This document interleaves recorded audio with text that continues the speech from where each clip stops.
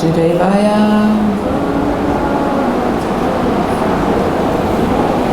Om Namo Bhagavate Vasudevaya. Om Namo Bhagavate Vasudevaya. Hare Krishna. We are reading from Srimad Bhagavad Gita as it is, chapter number 16, the divine and demoniac natures. Text number 16.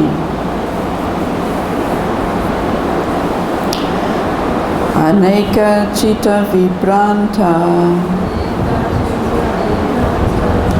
Moha Jala Samavritaha Prasakta Kama Bhogeshu Patanti Narake Sucho. Aneka Chitta Vibranta Moha Jala Samavritaha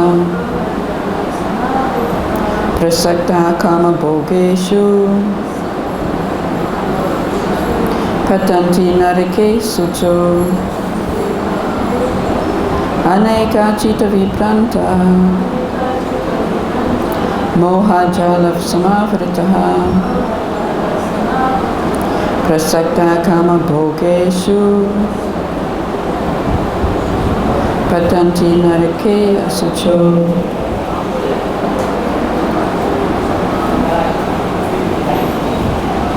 Would you like to recite?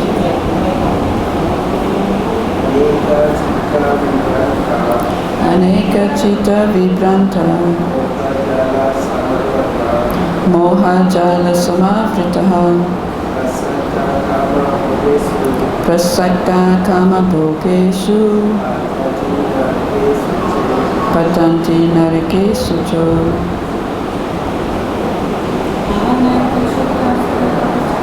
Aneka Chitta Vibranta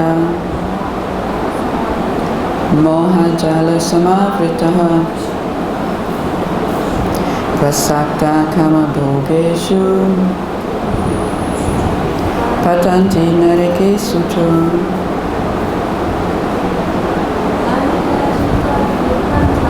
Aneka Chitta Vibranta Moha Jala Samavritaha Prasakta Kama Bhogeshu Patanti Narake Sucho. Aneka, numerous, Chitta, by anxieties, Vibrantaha, perplexed, Moha, of illusions, Jal, by a network, Samavritaha, surrounded, Prasaktaha, attached, Kama Bhogeshu, to sense gratification,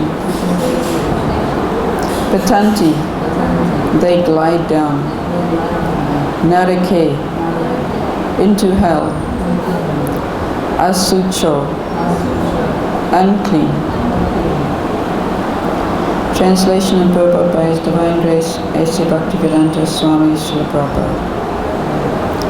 Thus perplexed by various anxieties and bound by a network of illusions, they become too strongly attached to sense enjoyment and fall down into hell. Please repeat. Thus perplexed by various anxieties and bound by a network of illusion, they become too strongly attached to sense enjoyment and fall down into hell. Purport. The demoniac man knows no limit to his desire to acquire money. That is unlimited. He thinks only of how much assessment he has now and schemes to engage that stock of wealth further and further. For that reason, he does not hesitate to act in any sinful way, and so deals in the black market for illegal gratification. He is enamored by the possession that he has already, such as land, family, house, and bank balance, and he is always planning to improve them. He believes in his own strength, and he does not know that whatever he is gaining is due to his past good deeds. He is given an opportunity to accumulate such things, but he has no conception of past causes. He simply thinks that all his massive wealth is due to his own endeavor. A demoniac person believes in the strength of his personal work, not in the law of karma. According to the law of karma, a man takes his birth in a high family, or becomes rich, or very well educated, or very beautiful, because of good work in the past. The demoniac think that all these things are accidental and due to the strength of one's ability. They do not sense any arrangement behind all the varieties of people, beauty and education. Anyone who comes into competition with such a demoniac man is his enemy. There are many demoniac people, and each is enemy to others. This enmity becomes more and more deep, between persons, then between families, then between societies, and at last between nations. Therefore there is constant strife, war and enmity all over the world. Each demoniac person thinks that he can live at the sacrifice of all others. Generally, a demoniac person thinks of himself as Supreme God, and a demoniac preacher tells his followers, "Why are you seeking God elsewhere? You are all yourselves God. Whatever you like you can do. Don't believe in God. Throw away God. God is dead." These are the demoniac's preachings. Although the demoniac person sees others equally rich and influential, or even more so, he thinks that no one is richer than he, and that no one is more influential than he. As far as promotion to the higher planetary systems is concerned, he does not believe in performing yajnas or sacrifices. Demons think they will manufacture their own process of yajna and prepare some machine by which they will be able to reach any higher planet. The best example of such a demoniac man was Ravana. He offered a program to the people by which he would prepare a staircase so that anyone could reach the heavenly planets without performing sacrifices, such as are prescribed in the Vedas. Similarly, in the present age, such demoniac men are striving to reach higher planetary systems by mechanical arrangements. These are examples of bewilderment. The result is that, without their knowledge, they are gliding toward hell. Here, the Sanskrit word mohajala is very significant. Jala means net, like fish caught in a net.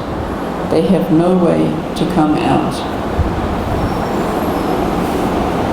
Om Jnana Timirandasya Jananjana Shalakaya Chakshuranmilitam Yena Tasmai Shri Gurave Namaha Sri Chaitanya Manobhistam Stapitam Yena Bhutale Swayam Rupa Kadamayam Dadati Svapadantikam Vandayaham Shri Guru Shri Muta Padakamalam Shri Guru Vaishnavanstam Shri Rupam Sahagrijatam Sahagana Raghunatam Pitam Tam Sajivam Sadvaitam Savadutam Parijana Sahitam Krishna Chaitanya Devam Shri Radha Krishna Padam Sahagana Lalita Shri Visakham Hey Krishna Karuna Sindhu Dinabandhu Jagapate Gopesha Gopika Kanta Radha Kanta Namaste Tapta Kanchana Gaurangi Radhe Vrindavaneshwari Krishabhanusute Devi Pranamami Haripriya Panchakapatarubhyascha Kripa Sindhubhya Evacha Patitanam Pavanebhyo Vaishnavebhyo Namo Namah Nama Om Vishnu Padaya Krishna Prasnaya Bhutale Srimati Bhaktivedanta Swaminiti Namane Namaste Saraswati Devi Gauravani Pracharine Nirvishesha Shunyavadi Pastatvideshatayana Jai Shri Krishna Chaitanya Prabhu Nityananda Shri Advaita Gadadhar Shivasani Gauravani Hare Krishna Krishna Krishna Hare Hare Hare Rama Rama Rama Hare Hare Aneka Chita Vibhranta Moha Jala Samavritaha Prasakta Kama Bhogeshu Patanti Narake Sucho. Thus perplexed by various anxieties and bound by a network of illusions, they become too strongly attached to sense enjoyment and fall down into hell. So here Krishna is repeating again what he saying several times by stressing these qualities of the demon. In text 11 to 12, Krishna had already mentioned their anxiety. Their anxiety is immeasurable, bound by a network of hundreds and thousands of desires.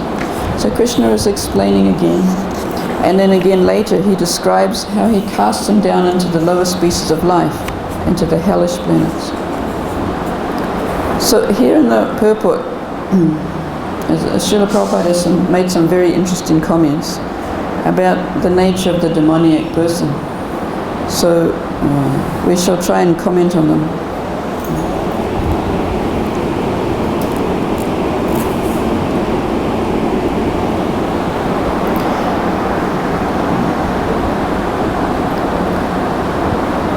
He's perplexed by various anxieties and bound by a network of illusion. And being so strongly attached, Krishna has already explained the enviousness is there. Prabhupada also mentions that in the purport. But we'll try to go through the purport a little bit systematically, because there's many nice points to bring up. The demoniac man knows no limit to his desire to acquire money.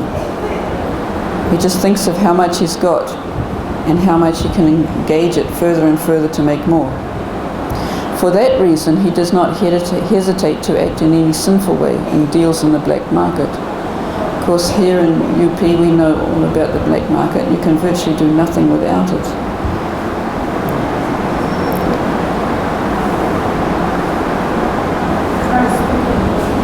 Huh?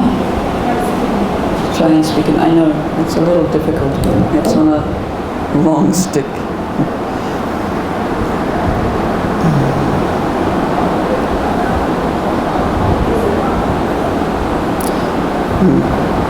He is enamored by possessions he has already, such as land, family, house, and bank balance, and he's always planning to improve them.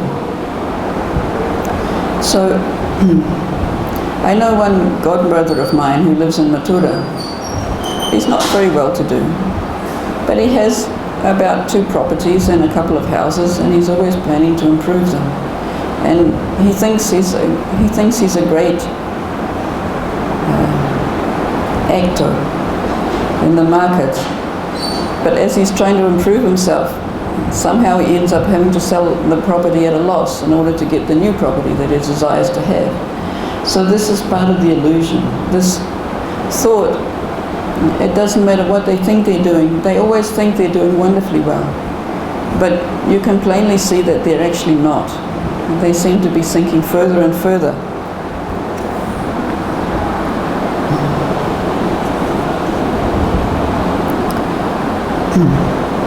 He believes in his own strength, and he does not know that what he is gaining is due to his own past good deeds.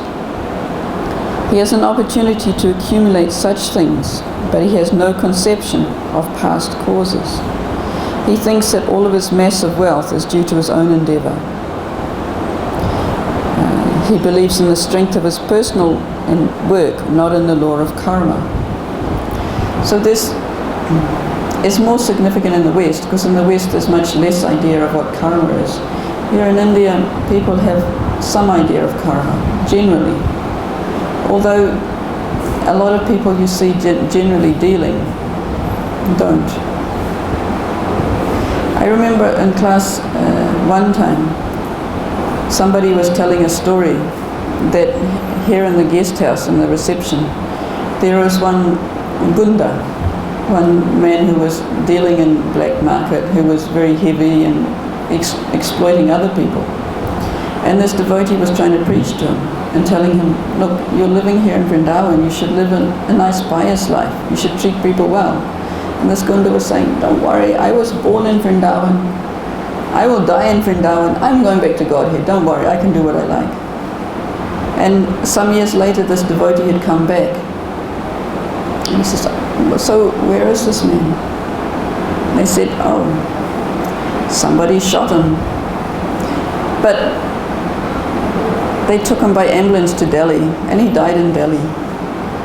So this is an example of, by one's own efforts, one thinks one is so wonderful. One thinks they can get anywhere without, thought he was born in Vrindavan, and without even Krishna's mercy, he would get back to Goloka Vrindavan.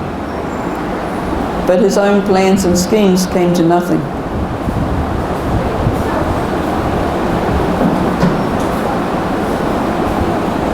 The demoniac think that all these things are accidental and due to the strength of one's personal ability.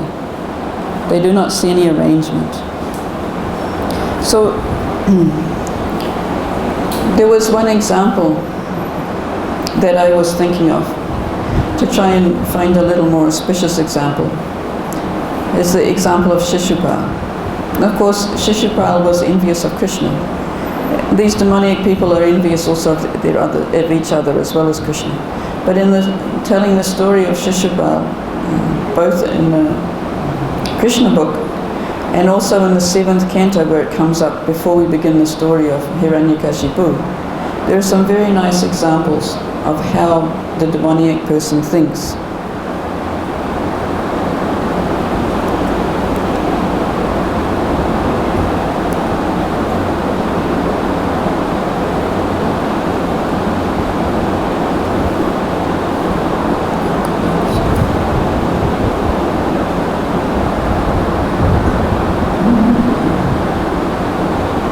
So in the Krishna book,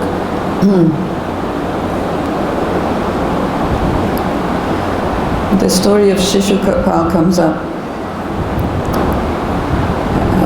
when King Yudhishthira offers a Rajasuri sacrifice. He invites many, many great sages and many, many great kings and leaders from all around the world for the Ashwamedha Yajna. So the process of this is that first they engage these great priests, and then they have to do the first puja, the first worship. And the first worship is offered to the most important person in the assembly. So there was some discussion amongst the kings there who was the most important of them. And then Sahadev, the younger brother of Arjuna, spoke on behalf of Lord Krishna. So everybody agreed. Sahadev was explaining Lord Krishna as the Supreme Personality of Godhead. He's everything. There's no one beyond him. So everybody agreed and said, Jai Jai. They started the worship.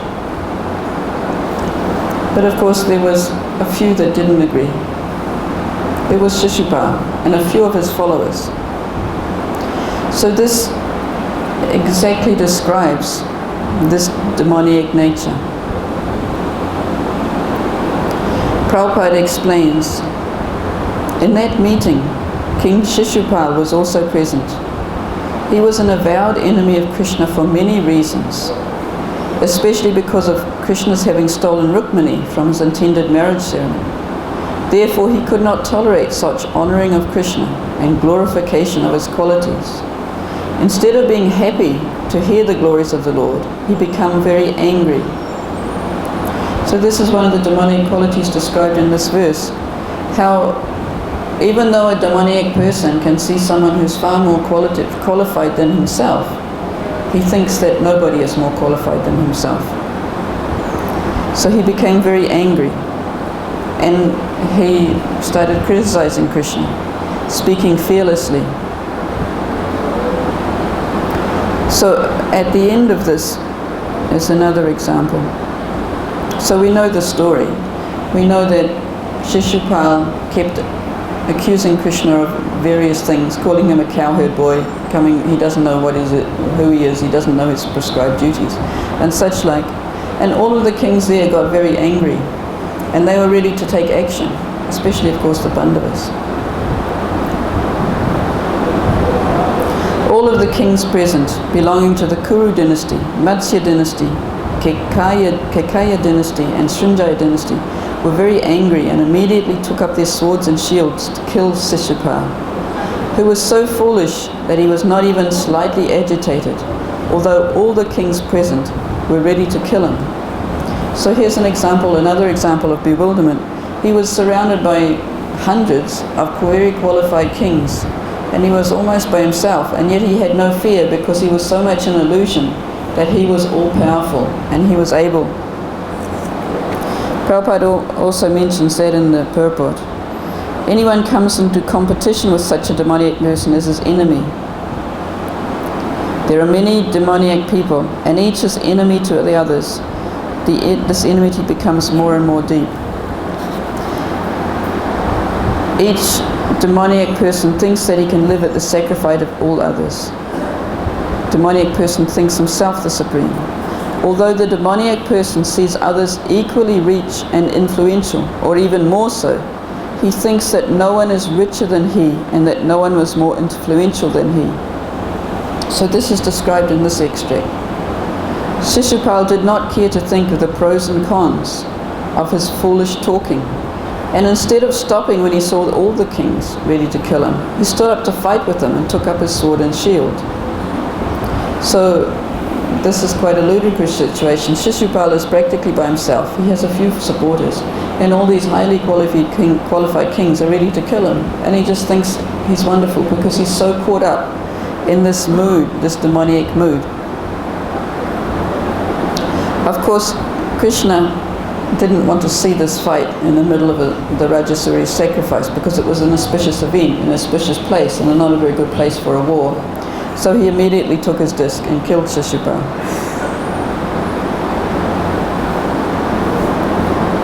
One more quote here.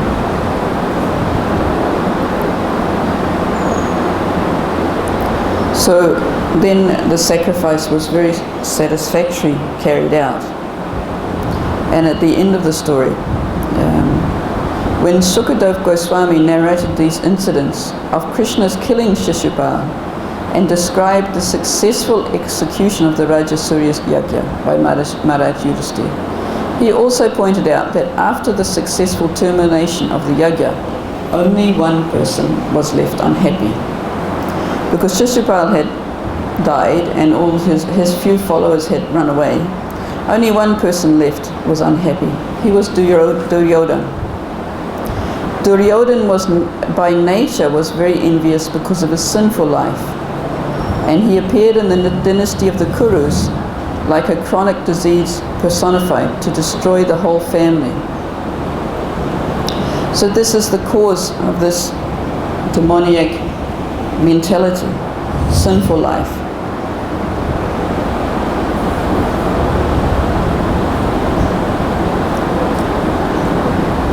So this story is also explained in quite a lot of detail in the beginning of the 7th canto. I think this is 7.1.20. So what happens in the beginning of the 7th canto is that the question is asked, the setting for this beginning of the 7th canto is after the end of the sacrifice. And on the killing of Shishupal, everybody who was present at the sacrifice saw the soul of Shishupal enter into Krishna's body. So then the question is raised to Narad Muni by Yudhisthira Maharaj. How is it possible for Shishupal and Dantavakra, in the presence of so many exalted persons, to enter very easily into the body of Krishna, whose nature is difficult to attain? So at this point, Narad Muni explains how even being envious of Krishna is auspicious, because it makes one always think of Krishna. But he also explains how Shishupal and Dantavakra were formerly Jay and Vijay, and the doorkeepers in Vaikuntha. And this how it brings us again to the story of Hiranyakashipu.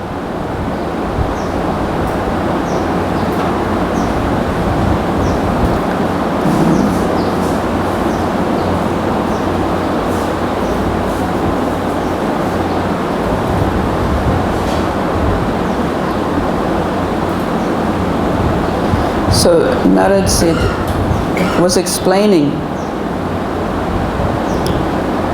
in response to this question, how this envy. My dear king, the conditioned soul, being in the bodily conception of life, considers his body to be a self, and considers every thing in relation to the body to be his. Because he has this wrong conception of life, he is subjected to dualities like praise and chastisement. So this Prabhupada mentions a lot in the purport about this demoniac person having either friends or enemies. Anybody who doesn't agree with the demoniac person's plans is considered an enemy. So Prabhupada in this purport writes, only when a conditioned soul accepts the body as himself does he feel the effects of chastisement or praise. Then he determines one person to be his enemy and another his friend, and wants to chastise the enemy and welcome his friend. This creation of friends and enemies is a result of one's bodily conception of life.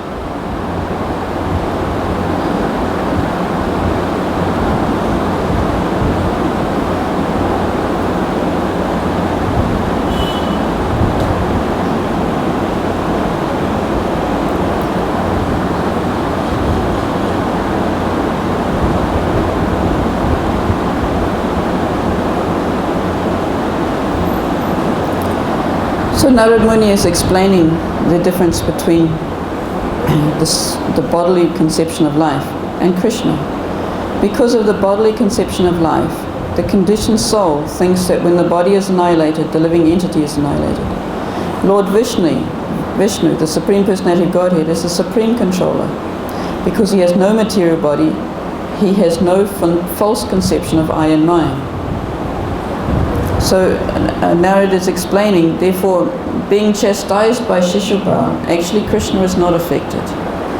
He did not kill him out of anger. He was not in the least bit affected by chastisement. But at the same time, he is not affected by prayers either. But he is not unaffected by his devotees, of course.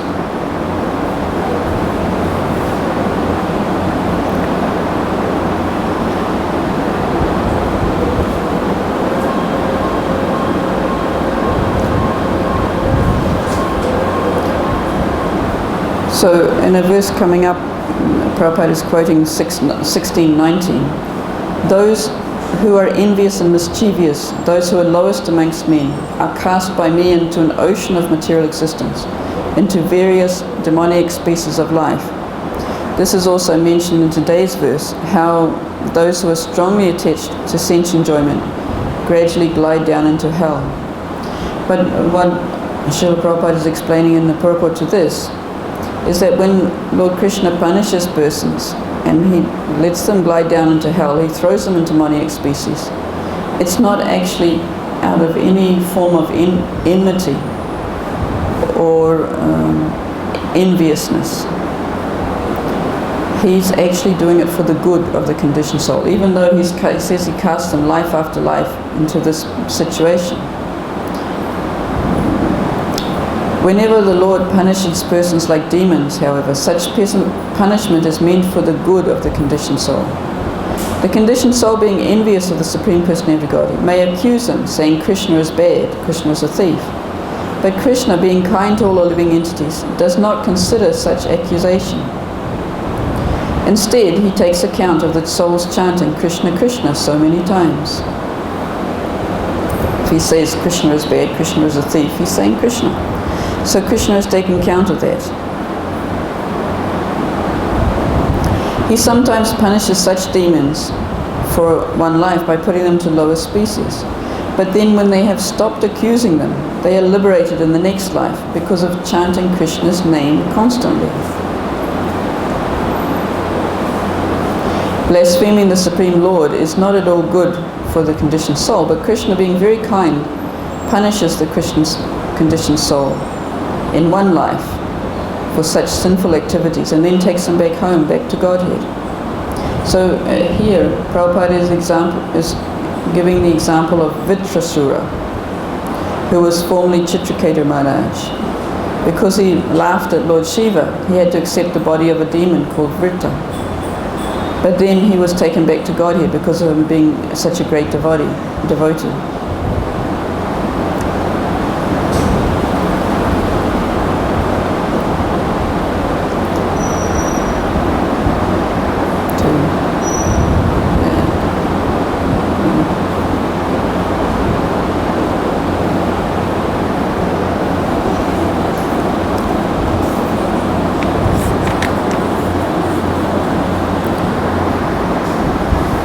So demons are envious not only of Krishna, but they're also envious of each other.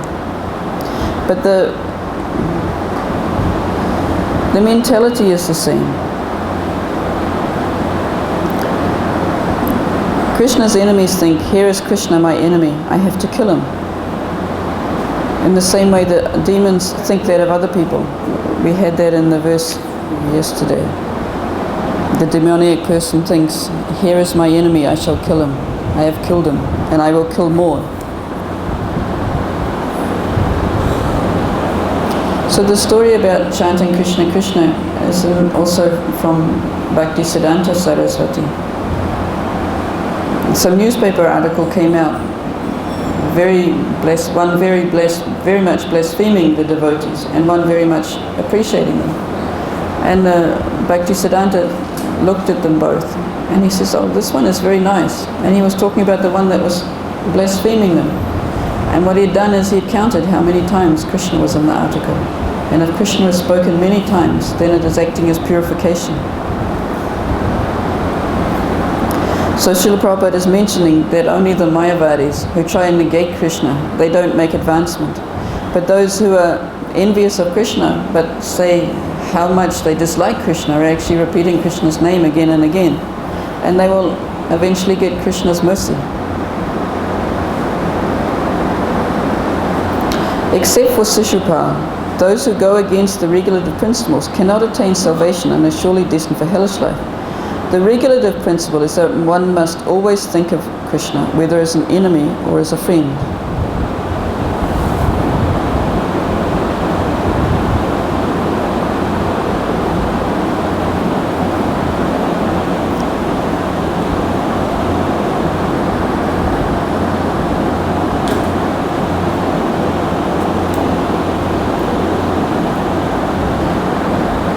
So Prabhupada in his purport is also citing the example of Ravana, who of course was also envious of Lord Ram, of Krishna. So the demoniac person is envious both of the Supreme Personality of Godhead and of everyone else. In text 18, Krishna also says, bewildered by false ego, strength, pride, lust and anger, the demons become envious of the Supreme Personality of Godhead, who is situated in their own bodies and the bodies of others, and blaspheme against real religion. So we've heard very nicely in these verses how much this description of the demoniac nature is meant to educate us. Also in the Acharya's commentary to this verse, to 16:16, they talk, one of them talks about the hellish planets, which is quite a nice coincidence that we're currently studying them. Which one was it? Yeah.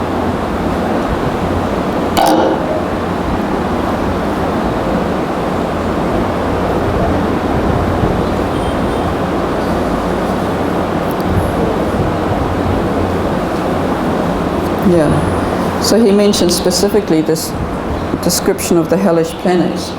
So this description in the 16th chapter, as well as the description of the hellish planets, is meant to educate us. That not only we see this demonic qualities in others, and we see it in Shishabal and Ravana, but we also try and see it in ourselves.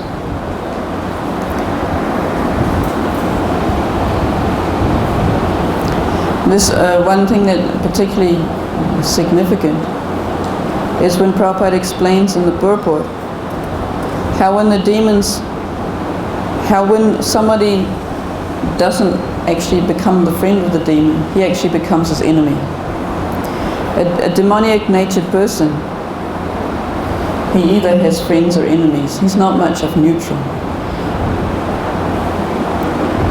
You have a conversation with somebody and they ask you a question, but if you don't happen to agree with their plans, sometimes they immediately become angry at you. Sometimes we might even find that ourselves. We might find that we're making friends with those people who agree with us. We might find that we avoid those people who try and give us advice, because we think that advice, who are they to be qualified to give us advice? So this is where we have to be cautious. It's explained by the Acharyas that a devotee always thinks that someone who's criticizing him is his friend, and someone who's being friendly to him is actually not his friend. Krishna also explains in the 29th chapter of the 10th canto how somebody who's nice to somebody simply because they'll expect something in return is actually completely selfish. So we have to be very aware of this demonic mentality of making friends with those people who agree with us and avoiding those people who don't agree with us. Because actually we will learn much more from listening to those people who disagree with us if we listen. In any, of course, in the demoniac nature, demoniac relationships, they don't know how to listen. They only know how to say what they believe and say it strongly again and again and not listen to anyone else. But if we actually want to improve ourselves, then we have to learn a better way of communication. Even when you study in the VIHE, you study teacher training, you will learn about empathic listening, which means trying to find out even what somebody's feeling and why. Even for the purpose of preaching, you have to understand the person you're preaching to. You cannot take up the approach, the demoniac approach, and I know you're in Maya, so I'm going to tell you what's good for you. It doesn't work. The process of preaching is to find out what matters to somebody and find out why. Of course, we think we're devotees, we think we have all the answers. But we can't just tell somebody, I have all the answers and I'm going to give you all the answers.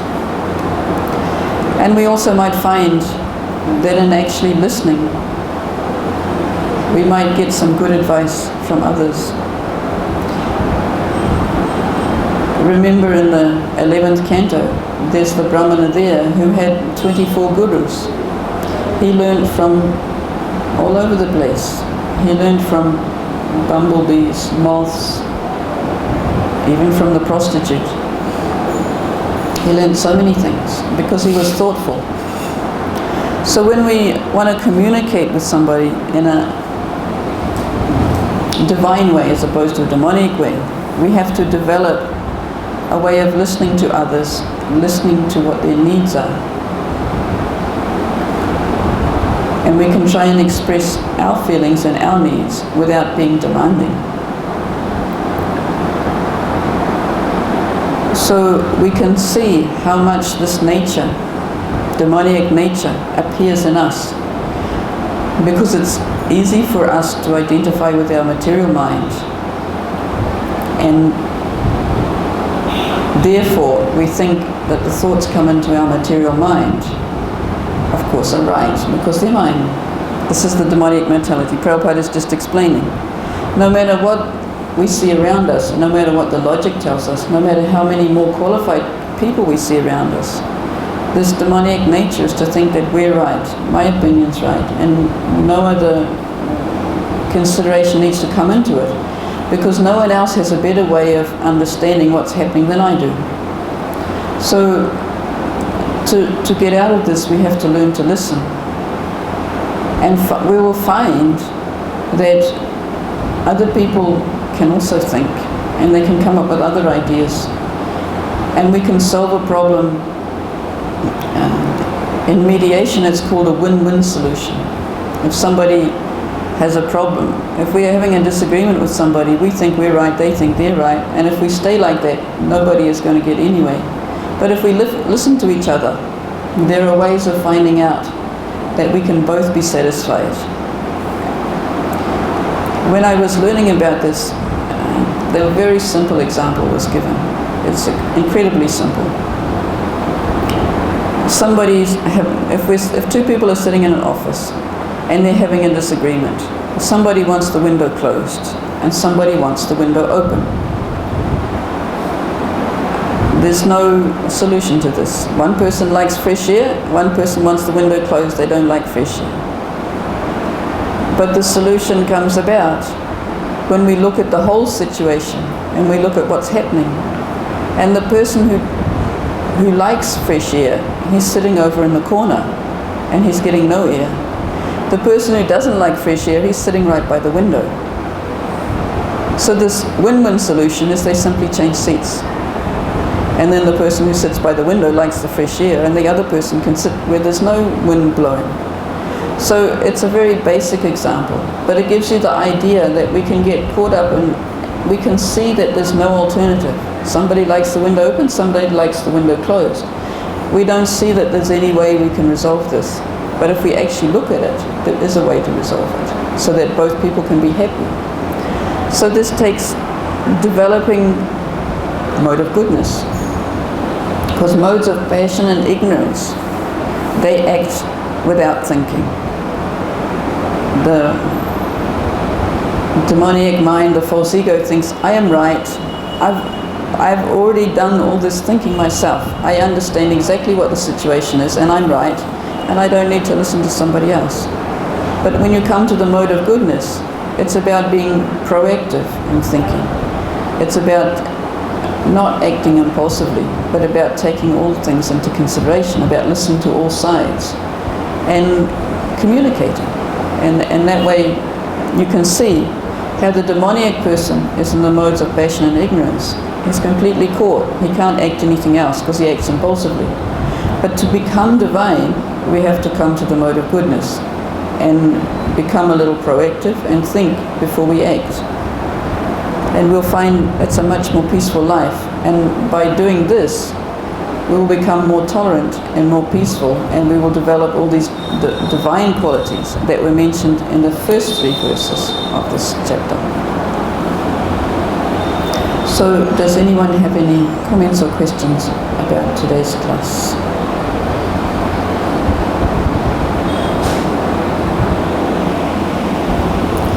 No, it's Ekadasi, and most of the devotees are off somewhere chanting. That's what happens on Ekadasi.